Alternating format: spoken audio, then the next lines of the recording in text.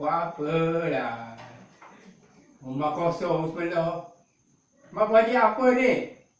Cikgu suruh ke? Macam-macam ada. Macam-macam ada. Ini macam. Ini macam.